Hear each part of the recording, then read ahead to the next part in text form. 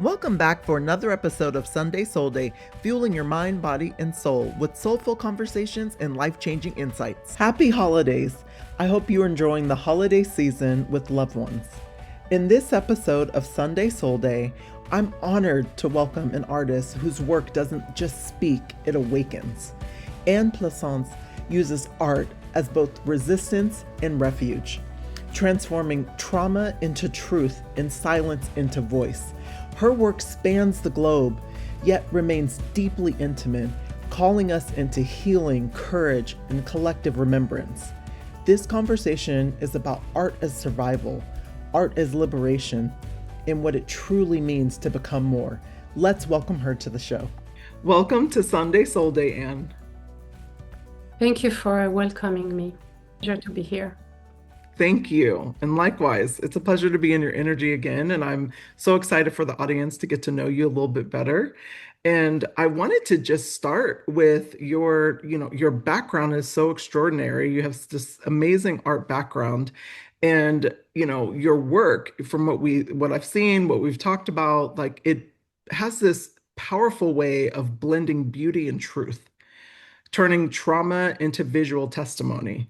That's just incredible in itself. Like, when did you realize first that art could be the pathway to healing, not just for you, but also for others?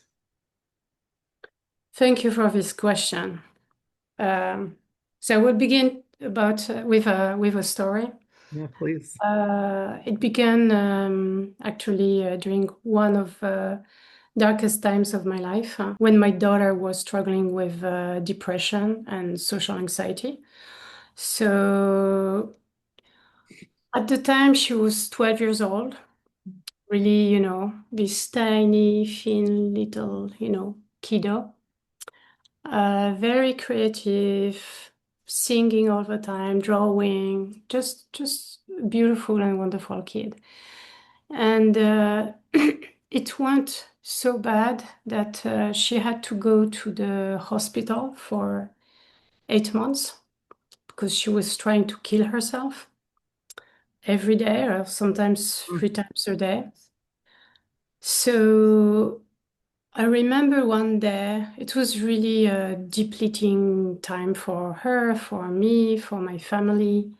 It was really scary, traumatic. And I remember one day I was calling the hospital because I was going almost every day at the beginning. And then the nurses were like, you need some time for yourself, like rest, take care of your family, take care of yourself. So sometimes I was calling to talk with her. And one day the nurse said, you can't talk with her on the phone because she took the cable of the phone and she tried to strangle herself. And I was like, oh my gosh, like, the shock of her attempting this little kiddo, attempting every day to end her life. That was just, I mean, there are no words to express that. It was really scary and frightening. Miss, please tell her that I love her. And this is a sentence that I repeated like many times over the course, when I couldn't talk with her because of what happened. Repeating, please tell her that I love her, please tell her that I love her, became kind of a mantra.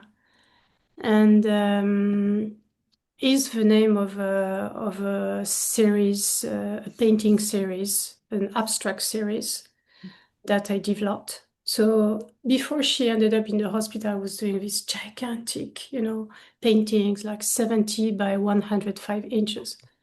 That's huge. And then I came like smaller, smaller, smaller. And I ended up doing these little squares, like 2 by 2 inches, just color. At the time, I remember I was like, okay, I need to survive what is going on because I was, I was crying all the time. I was terrified that I would lose her, that she would die. That was my, everyday fear. And at the time, I was also doing art workshops for survivors of domestic violence in a shelter in Cambridge, a transition house. And I decided to apply what I was teaching them on myself. So, for example, I used a lot of vibrant colors, bright pink, bright red, beautiful blues, a little bit of green. It's still working on green. With no figurative work whatsoever. It was just shapes, like the movement of the brush on the canvas. And I decided to apply that on myself. Actually, there are some studies that show that, like when you engage with art beyond 45 minutes of creative, activity, it reduces stress, so it can lower cortisol. There are some studies at Drexel University that were done about that. It boosts your mood, so it releases dopamine, serotonin, endorphins, the body's feel-good chemicals. There's another study by Harvard about this subject. It engages the whole brain. It lights up, sensory, emotional, meaning-making regions, strengthening resilience and focus. And I can tell you, I really needed a lot of resilience at that time. It supports also empathy and connection. And last but not least, it encourages healing and growth. It helps you process emotions, it improves memory, it fosters creativity. So I was using, I never thought about using art before to help myself, but actually it was. And in that moment, I really used it as a tool to survive, but to take care of myself, to be able to take care of my family. And it really showed me, the power of art in action, like using this extremely difficult moment in my life when she was at the hospital. She's alive, still struggling with depression, but art helped me have a better life, like a more healthy, more meaningful life. Helped me find solace and survive what was going on. So there are some. I read recently a very good book called Your Brain on Art by Susan Maxaman. And it really shows the connection between, art, hope, resilience, having a meaningful life. How just even contemplating art, listening to a song, reading a poem, looking at a beautiful painting, or an amazing piece of architecture. Or a movie. Art is everywhere. Nowadays, you have, art therapy used for PTSD. You have music to help schizophrenia, virtual reality to reduce stress. Recently, I came upon also like art as a medical prescription. Believe it or not, but some doctors are prescribing art, like go dance, go paint, go sing with your friends, go to a museum, etc. So it really shows the power of art in action. Thank you so much for sharing that and just being so vulnerable about your daughter. And it's amazing that our experiences that we're experiencing, how we can then turn that pain into our larger purpose and helping others. And I love how you were showing up for women of domestic violence and helping them tap into that. Because when you think about art and just even the neuroscience behind art, that active visual art therapy, even, like painting, drawing, like doing all those things, it supports, neuroplasticity, in Yeah. our brain over time. And that regular kind of creative practice, that childlike practice, it really can strengthen and rewire the neural networks, tied to memory and cognitive, behaviors and even emotional resilience. And so I love that you touched on that. But something that I wanted to talk about even before you started doing that, painting that series in honor of your daughter. Like, have you always been an artist? Have you always turned to art? Like, has that always been, a practice of yours, or do you think it kicked up around the time that, your daughter was struggling with things? So I would say like as a kid, I was painting and drawing, doing stuff like dancing. But at school, they told me, Anne, you draw too much. You're a good student, but you draw too much in class. So I stopped for a very long time. Yeah. Yeah, and I came back to art really like many, many years ago as an adult when I moved from France to Poland. So there, like, I began to go to exhibitions, to like, oh, I can buy some art. So I began actually as a collector of art because I was like fascinated. Like, I took some lessons, some painting lessons. I went to some workshops. I love traveling, so I went to workshops, and it was a combination of travel and painting. We were doing sketchbooks, and I was like, oh my gosh, I love that so much. Just like creative expression using whatever materials you had, etc. I had my own marketing agency in Poland because I moved from France to Poland. And because of a subprime crisis in 2008, I had to close it. And never waste a good crisis. Mhm. Reframe this as an opportunity.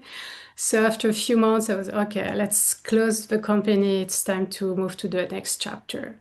And at that point, say, you know what? I always was fascinated with art. Let's sign up. Let's go back to school. So, Isn't that amazing though? Like when you're able to, and I find this when you hit a certain place in your life, where things aren't working, whether it's through a crisis or, some event in your life that things just aren't working the way that they used to. And then now it's such an opportunity to step into something. And I love that you reach back, and tapped into that childlike love that you had for art, and being a collector of art and, tapping back into that. So I could imagine also, even during the hardest time of your life, I can't imagine having a child that's suffering like that and what that does to you as a mother.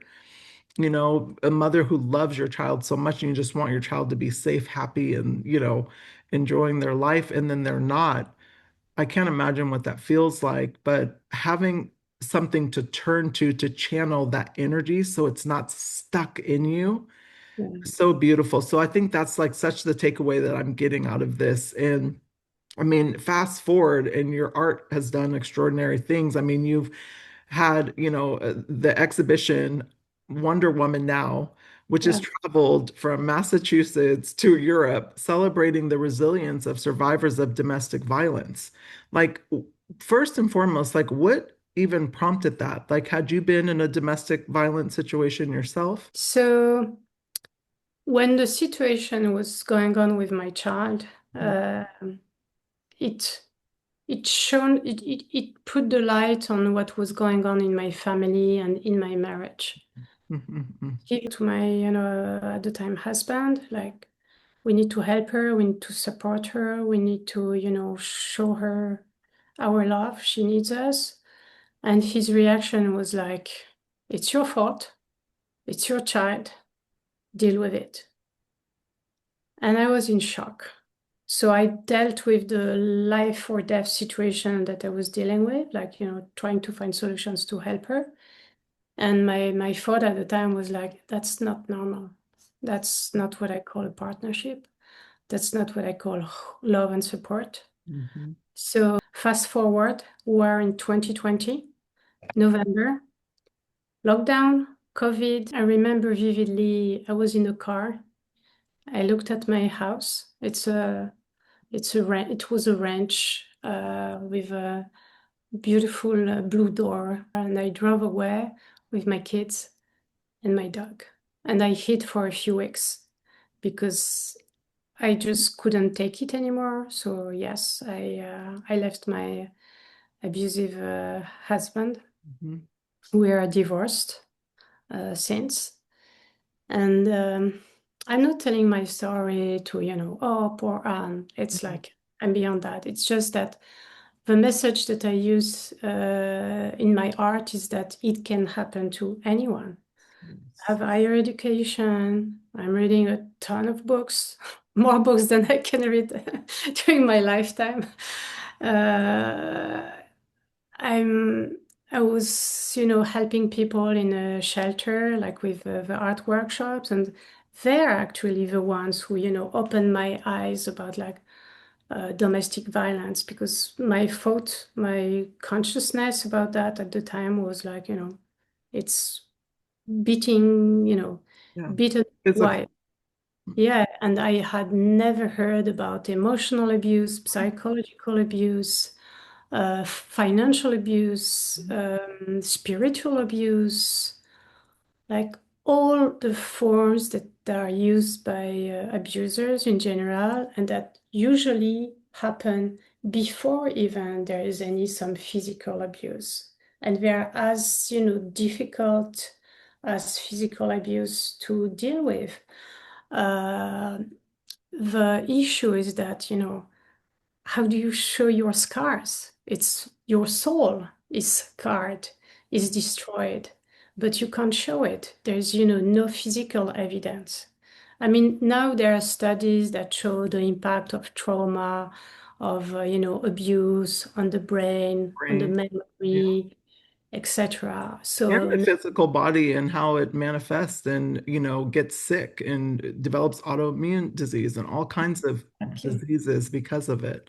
Because it's exactly. all of that suppression. And I think I love that you touched on that. So thank you so much for people who might not be in a physically abusive relationship, but they are being abused in other ways that is sometimes even hard to see coming or pinpoint because it happens so subtly at first and we miss those signs, like it's so subtle. It's like it might be something like, control in a way, but like they're doctoring it up or dressing it up as I'm just, concerned about you. And, Yeah. it's like there's so many things that we miss, and it's no fault of our own. We only know what we know, No. So I really appreciate you sharing that because there is different levels. And I think when our mind instantly thinks of a domestic violence situation, we instantly go to the physical because that's what we've seen. We don't hear about all the other,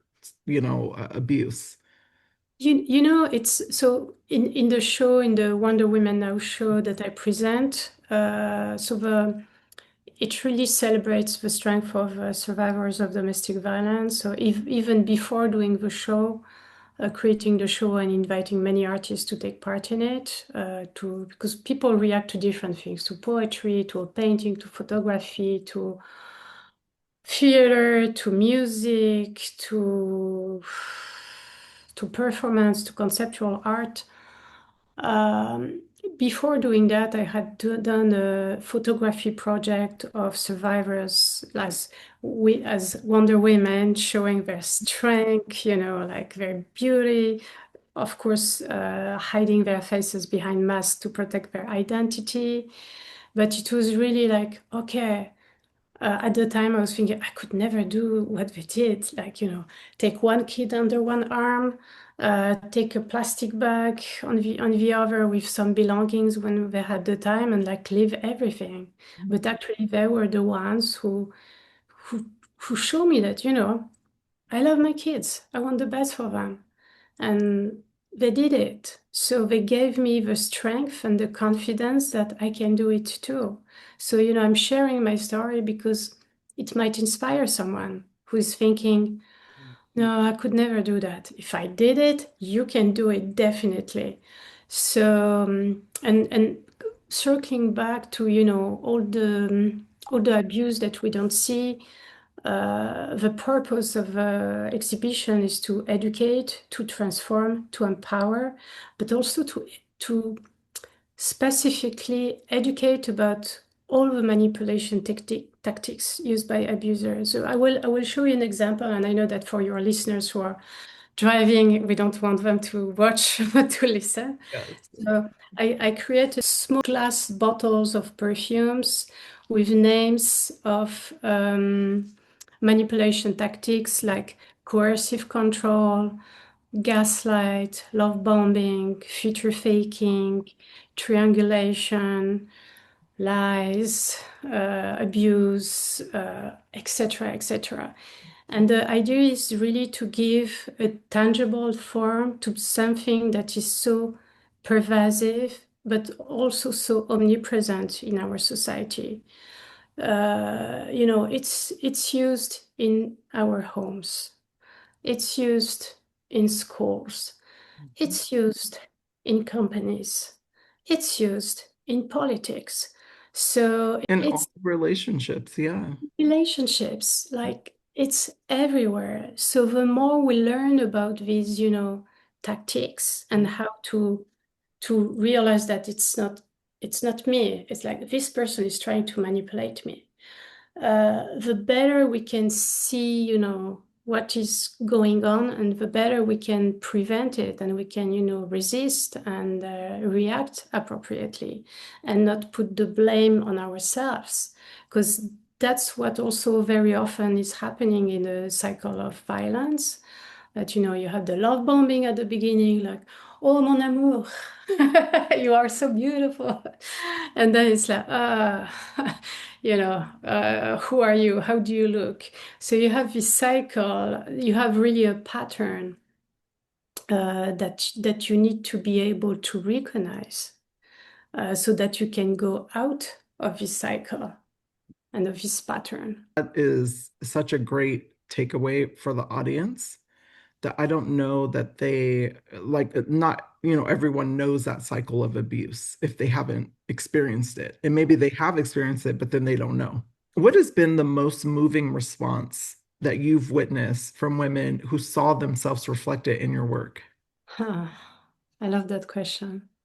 So I have like at least three stories that I remember. Um, I remember after one show that was in Cambridge, several women actually went for a coffee together to discuss because they were so impacted by the exhibition. They were, hey, do you want to go for a coffee? Yeah. So they went and they met on a regular basis. But I learned that after the fact. Like one day I met one of the participants. She, oh, thank you. Because after that, like, and we went for coffee. We meet regularly. We are supporting each other. And I was like, that's the most beautiful thing that I've heard about this. Another thing that is always very moving when I have the show. I have an installation during the show, so imagine an old radio. Like, now everything is in your pocket, but imagine a radio. I called it bullshit radio. And emanating from this radio, you have little, post-it, like colorful post-it, like notes, like, not these ones, actually. And on these notes are written all the sentences that women have heard. So I wrote mine, my kids wrote theirs, and with each exhibition, you have more and more women writing down the sentences that they heard. So, you can imagine you have all of that online all the time and in houses. But for me, like, I would talk with someone and then I would see this person writing down something. And then I would read the message and my heart would be broken because the cruelty that women have been through is just unthinkable. Yeah, That's the word. it's really unimaginable. Wow. Exactly. And this participative artwork grows with every exhibition. Wow, I can imagine. So imagine like, a wall with like all these colorful papers Yeah. with You know sentences. what I thought about as you're talking and sharing this? Like, that's like extremely powerful because it's like there may have been messages that people get to read that they're like, that was said to me too. Oh, that was said to me too. So it's like they're not alone. But I thought of the exact opposite of this, exhibit, which is the love locks in Paris. Oh, yeah. It's like that's such a beautiful, like when I went there, now it's not there the same way that it used to be, right? But when I went, it was there, and it was so powerful to be amongst all that love, Yeah. and so I can imagine the opposite, being a part of this, but being able to almost release a little weight by sharing, because I think that's what's so beautiful when you get in spaces like this. You talked about the beautiful women that started hanging out after and forging a union, it's like that's exactly what these spaces do. So Yeah. thank you for providing that for women. It's like I think that when you are in an abusive situation or like, many a lot of women hear a lot of different things and not the nicest ones. But when you see physically on the wall everything that other women have heard, you feel less lonely, but Yes. you feel less shame. Because the issue, I'm really using art as a voice, as a means of expression, but also as a tool for community, for collaboration. For healing, like that's what I feel as you're talking. It's like I can imagine how healing that is, like to know that it's not just you experience that, because a lot of times when you're in those abusive situations, unless you've been in it, you don't know how alone you feel, Exactly. and there's this deep shame Yeah. that comes over you that you're like, I allowed this, like I allowed for this behavior. And then you have these spots of love, for the person. And you still love the person in so many ways because you have this history, but yet there's this massive, abuse that's happening. And it really clouds your experience, your judgment, how you feel about yourself. And so I You, love that. there's like there are so many things tied to this. Like there's the chemistry of bonding in these relationships because there's the cycle, the push and pull.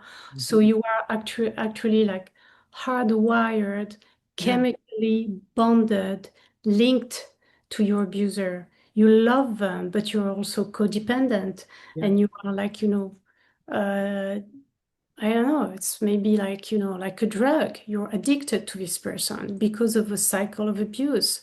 So very often you hear, oh, but if it was so bad, why did you stay so long? And hello, kids, lack of, for example, independence financially, Mhm. love, yeah, because, they can be absolutely charming too. We don't always recognize what is going on.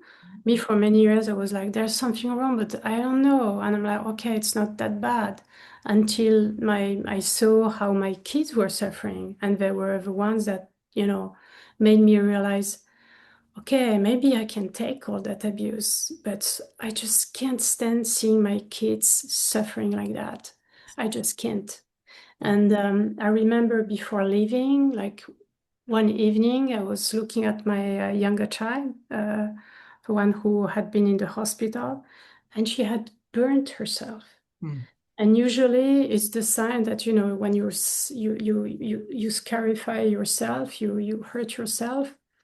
The next step is burning yourself. And she told me, Mom, when are you leaving that? Because I don't know how long I can stand this anymore.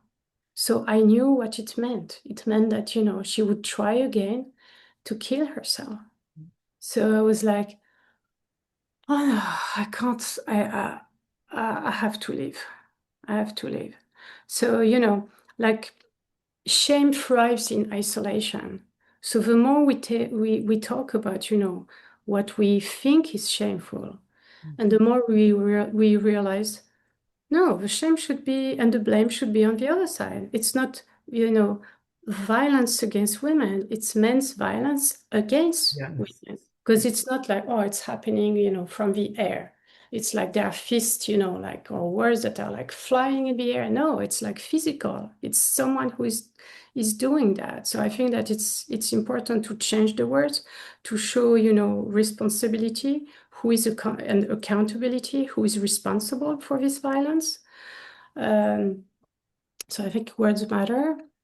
Well, and And it can also be women too. You oh hear yeah, about yeah. women, and it's so, to me, it's, we mostly hear about women being abused and rarely hear about men, being abused in the same way, Mm, emotionally, spiritually, financially, and even physically sometimes, and I can imagine the deep level of shame that comes with that. So just even, I think, calling out the abuse and giving it a label like you do, like you shared that beautiful perfume bottle. It's like, I love that. It's like you're giving people sometimes a language that they didn't even have.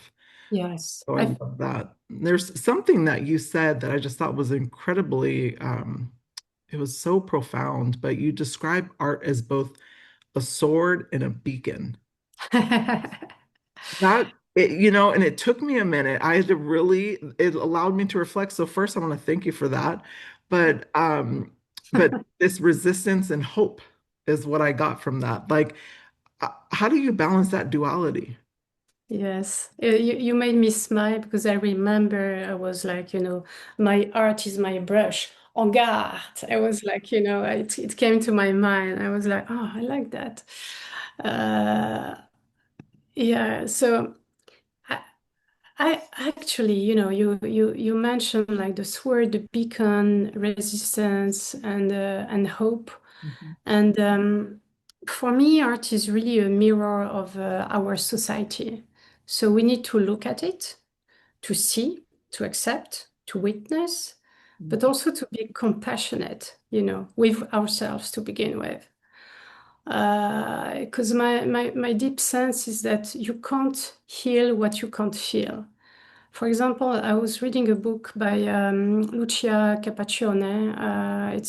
It's called The Recovery of Your Inner Child, in which she said that experts have estimated that 95% of the population has received inappropriate parenting. Can you imagine? 95%. That's like the majority of the population. And in this 95%, you have like one fourth of the population that has also like, child sexual abuse trauma. So my sense is that with art, it's a little bit like, like you go to the doctor, you have broken your arm. You need to have an X-ray to see what is going on and to find the best way to heal your broken arm. I think that with art, it's the same. Art is the X-ray of society. Beautifully said. Oh, you gave me chills. Oh my God. I've never, oh my gosh, sorry, I'm just taking a moment there, but I've never thought about art that way. Like, that is so good. And it's so real and raw. It's like when you look at an X-ray, that's the raw truth. Yeah, it's Yeah. you see what's broken, and then you can see, okay, given your age, your condition, etc., what are the best way? Do you need a surgery or no? What will be the implications? So I'm, more and more thinking about art as a healing tool. Like, maybe I'm a doctor and I didn't know about it. Just joking. But it's No. really, I think of art as the X-ray and the remedy. It's really a platform for connection. Mhm. It's a platform for connection, for transformation, for inspiration, for revolution, You maybe. you said something, the remedy though, and I think the remedy, like you talk about the truth of it, but the remedy is also just in the understanding of it and Yeah, being able to call it. And then from there, because art is so subjective, right? Like we yeah, all get to decide yeah, that what is the the remedy for you. to heal. Yeah, yeah, yeah. It's But not it's not one, one solution. yeah, exactly. That's what's so, I mean, like when you look at a painting, I look at a painting, we're going to see two different things, you Exactly. know? So what I gather from that and the energy I get from that will be different than you, Yeah, yeah. but we could still have a collective experience. So Yes. love that. I often say that art is the language of the soul, of the soul. Yes, it is. But we are, each and every one of us, we are different. We have different experiences. We come from different backgrounds, different cultures. Like, I'm French, I'm Polish, I'm American. So like you can imagine the mixtures of that and the mess when I speak. So everyone will see something different. It's really that's why I call it, also like a mirror, because you see yourself. So you see your flaws, but you see also your beautiful qualities. And I think that the most important is that you see yourself in your full humanity. Yes, yes. Beautifully articulated. You know, many survivors I find really struggle to reclaim their voice, you know, after abuse especially. This is something that I am constantly working on is using my voice because I believe that God gave me such a powerful voice, you know, that people pay attention when I speak. And so I need to use that in a way. But I find that survivors, they struggle to reclaim their voice. And through your pieces, you know, you shared the perfume, the please tell her that I love her, which is what, you know, all sparked from your daughter. You know, you've given form to like what is often very invisible. Yeah. How has expressing these emotions through art kind of shifted your own healing journey? To piggyback on the Please Tell Her That I Love Her, this, collection of small, colorful squares. Now I look at it like one little square, okay, maybe it doesn't have a big meaning, but imagine like 1,000 of these little squares. And imagine that each of these little square is an act of love. It's a word, it's a smile, it's a hot meal, it's a hug, it's a conversation with someone who hasn't talked with anyone for a long time. So when you add up all these tiny, 2 inch by 2 inches squares all together, you have a tapestry of love, Mm, which is, which shows that we always can do something. We have the power to act, to be there, with our presence, mhm, with our words, with our kindness, with our love. And it's not, the big gesture love. It's like all the tiny things that we do for other people. When you addition all of this, it's just if we could really quantify or represent physically, all these tiny acts of love, that would be a beautiful painting. absolutely. What do you think it's done for you personally, though?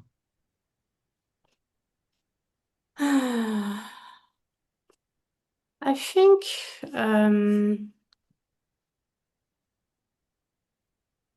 that's a good question.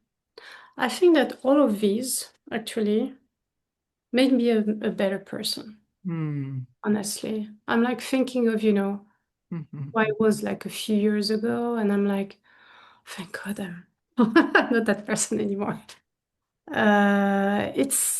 It's a constant progress. It's like every time I have, like I have something bad going on in my life, I'm like, okay, what can I do to be someone who is kinder?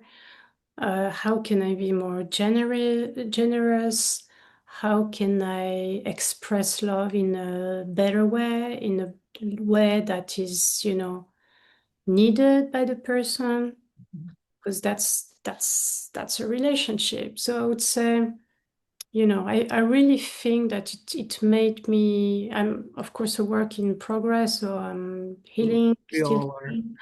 We all are. It's a lifelong Oh, I journey. love that you said that though. It's so beautiful. You made me tear up a little bit because I believe that that's exactly what these experiences that we all have, in different stages of our life, that it catapults us in our growth to Yeah, become, not necessarily better, but even more of what our creator intended us to be, so then we can show up more fully, yeah. And so I feel like you're showing up so much more fully now. I think so. I think that there are parts that I'm actually presently working on my doing a lot of shadow work, Oh, working my inner child. So it's like it's wild yeah, and painful, but necessary. but absolutely necessary because I think that, you know, as long as you don't feel, you can't really heal. And as long as you don't work on your, you know, own traumas, you will just transmit them. And my goal is really to, you know, to stop the trauma in my generation, I mean, in my family, if I can, at my, you know, own little level. Mhm. So it's really a, you know, lifelong journey of healing, growing, changing, learning, becoming, Yeah. becoming And more of, also unlearning and the things that you learned. Yeah, yeah. absolutely. And then stepping into becoming, I could not agree more. Like, have you gotten to a place of forgiving yourself? Yes, yes, yes. I uh, I did the best I could with what I had at the time. So I think it's important to look at yourself, you know, with compassion and Mm-hmm. with forgiveness. Because you know, we are we are humans. Yeah. We are flawed, and you know, we do mistakes. So let's learn. We just need to learn through our mistakes, and usually we repeat them until the lesson is learned. So I think that Showing up for us, absolutely, in different places, persons, and things, absolutely. But I love asking that question because I think it's we are taught so often to forgive others and to forgive, things and experiences, but we are rarely taught to forgive ourselves. And as easy as we can intellectually, discuss it and say, yes, of course, like I'm human, I make mistakes. We don't fully step into that forgiveness. And so I was just curious because it is a journey, even forgiveness. There's levels to forgiveness, and being able to fully sit in that yeah. and get radical acceptance. Yeah, I remember I was reading a book by Louise Hay. I don't remember if it was the mirror work or a mirror work, but she was saying somewhere that, you know, sometimes you're ready to forgive at 1%, Yes. 2%. You That, know, it's a journey, and I was like, oh, that's right. It's not like, you know, zero or no. 100%. And it was so freeing to read that, like, hey, let's be gentle with ourselves. Like, you know, it's just progress, learning, growing, changing, transforming. Yes, So I absolutely. really love that. Well, your project Becoming More explores art, resilience, and joy. After years of confronting pain through your work, what does joy mean to you now? Like, how do you integrate both that into your art and even into your personal life? So what I try to do now almost every day, I mean, you know, it's a work in progress. I really try to create a safe space for my inner child to, you know, play, express myself, be happy, and it can be, you know, singing in the car so that no one hears me, spending time with my loved ones, eating something delicious, sometimes cooking. It's really painting, creating, dancing, you know, when no one is around. It's really all these tiny things that makes what life is, just the salt of life, you know, simple pleasures and accumulate. So now I'm putting on my to-do list like, okay, what will be your joyful moment of the day. And it can be as simple as giving a hug to my daughter and like telling her that I love her, you know. So I do that every day, and I feel lucky, you know, to do that. Yes. And, referring back to this series, becoming more, I'm really excited actually about this latest project. It's like I can see I have like, you know, one series, then another one, then it's like as I grow, I change, I have like new ideas. So this series is really celebrating women who transcended their silence.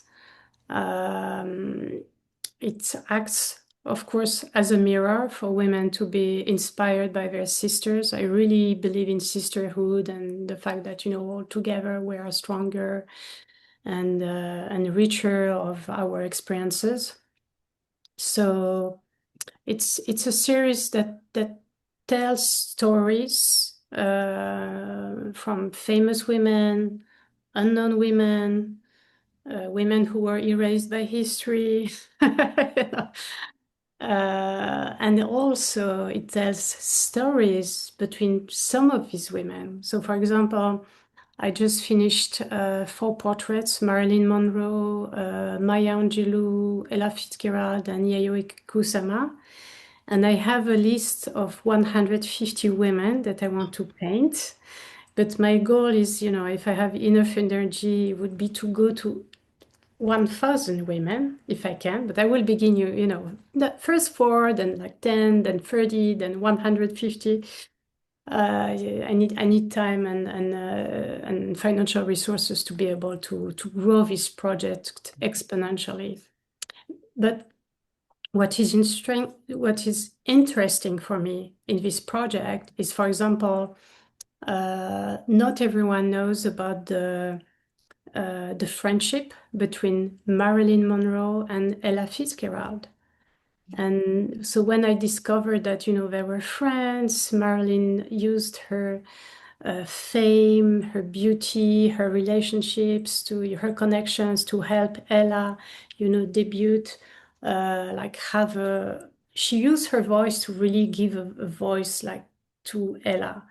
And I was like, that's amazing. That's exactly what, you know, what should happen between women, more sisterhood, more friendship, more like, hey, I see your talent. You are beautiful. I want you to shine. Shine your light.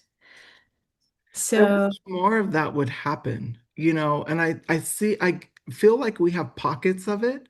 yeah, Even think about during, this past election in the US, and how many women were so divided, yeah, and not coming together, you know, yeah, and we're seeing it. I mean, yeah, so much now. And it's like we have to stick together, yeah, whether you call it sisterhood or, just honoring just being a woman, like in really lifting as you're climbing, and pulling the next person up. And I think that's what's so important. I even did a talk on this at a sorority, and we were talking about just the importance of sisterhood. And I find that people live in a very fixed mindset, rather than a growth mindset, and when they're in that fixed mindset, they think, well, if I pull too many people, like what's going to be left for me, yeah, as opposed to using their light and their yeah, energy to shine a light on others and pull them up and not wait. That's the yeah, other thing. I don't wait for people to ask. Like I'm a water, I'm a water filler. I wrote about this in my newsletter, but it's like there's people in the world that, they're either taking or they're giving, and I try and fill people's cups, with whatever I have. It might yeah. not be a lot, but it's something. But I think you have an abundance mindset, and Yes, people have a scarcity mindset. very much so. So they think that, you know, they can't give, but, you know, I would say like, you know, attention, love, it's like exponential.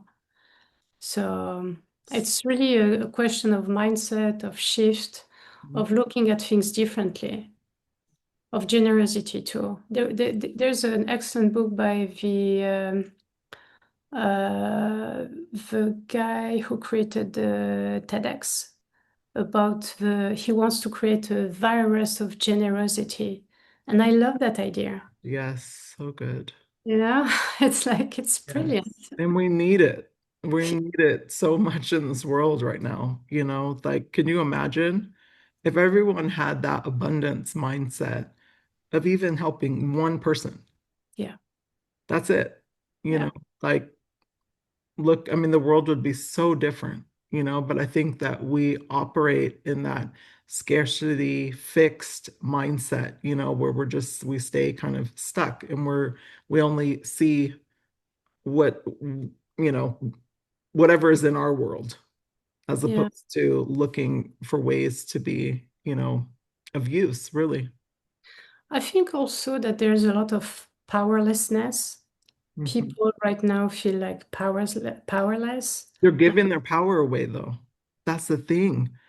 That's a mindset thing. They're Yeah. giving their power away. I mean, I think about like what's happening right now in our country. We're just, as a society, we're just giving the power away.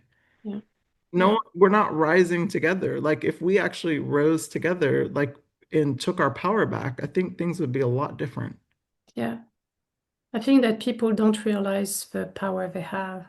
I was reading about, there's a book by Václav Havel. He was the president of Czechoslovakia. And he wrote the book, The Power of the Powerless, that shows that actually, we all have Yes, power, we but, do. but we need to use it. And And it's, we're not taught that though. We're not taught how to channel our power and use it, but it's in us and we have an abundance of yeah. it.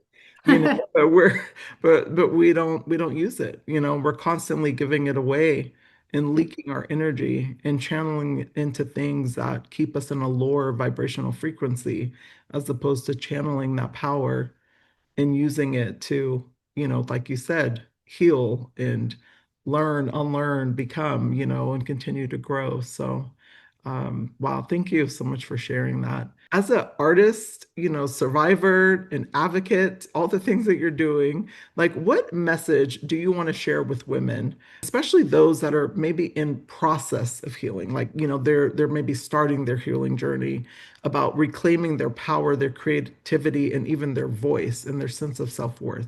What message do you want to leave for them? So let me ask you a question. How much time do you have? Okay, I will try to be concise. Uh, I would say to the woman who is listening right now, I would say, you are not broken. You are becoming. The fact that you survived means there's already power in you, within you. I would say, don't rush healing.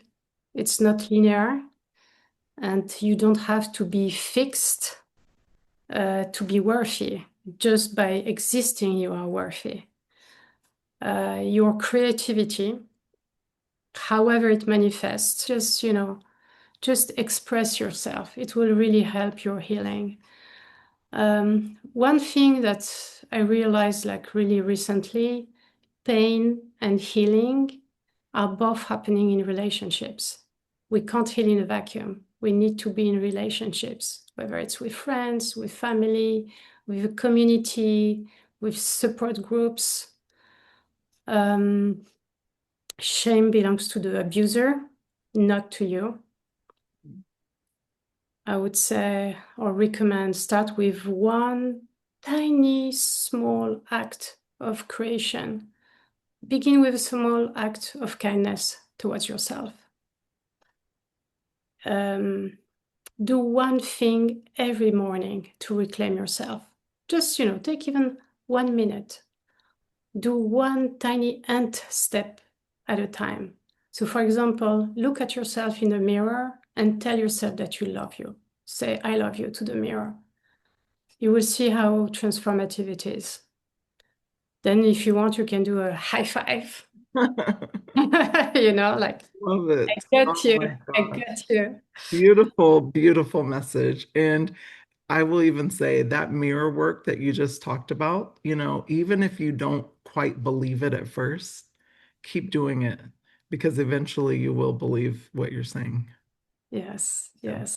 And Oh, the high five is inspired by Mel Robbins. I'm listening to her podcast, I'm reading her books, and I'm like, that seems silly, but you know what? I will try it. And actually, it's just like, you're rooting for yourself. You are your best, we're stuck with ourselves for the rest of our lives. So let's make it pleasant and happy and joyful and healing and, interesting. and to mine, I actually do the pat on the back. And I think that we forget to just even honor just ourselves in the state that we are just being. And so like I I like a high five, but a pat on the back is also a great reminder. Yes. I will add that to my list. A pat on the back, and you think about like what that does to even a kid, like when an adult pats them on the back and reminds them that they're good just how they are. They don't have to do anything extraordinary. You can just wake up and pat yourself on the back. You woke up. That's enough. Yeah. Yeah. Yes. Thank you so much for this beautiful conversation. It was so wonderful talking to you. I learned even more about you and your journey. And I just thank you so much for your vulnerability today, your truth, and all the work that you're doing for not just yourself, but for all the women that you touch. You know, you are very welcome. Like if I can, inspire even one listener to do something with their life, to recognize their voice, to believe in their power to change their lives, it's I've done my mission. And for those who want to go deeper, I created a digital guide that is available. That will help you, help your listeners becoming more of who they are supposed to be so that they can also bring their light to others. Wonderful. I'll be sure to link that below in the description. And for anyone who wants to work with you, what's the best way to reach out to you, to connect with you? Are you on social media? What's the best way to reach you? I have my website, so it's www.anneplaisance.com. I'm on Instagram, on Facebook. So, send me a DM, an email, call me. I would be happy to chat with anyone who wants some inspiration, some guidance, or some, like boost. Yes. Thank you. Thank you so much. And everyone, as always, have an amazing Sunday. And do us a favor, leave your favorite part about this conversation in the comments below or something new that you learned from Anne.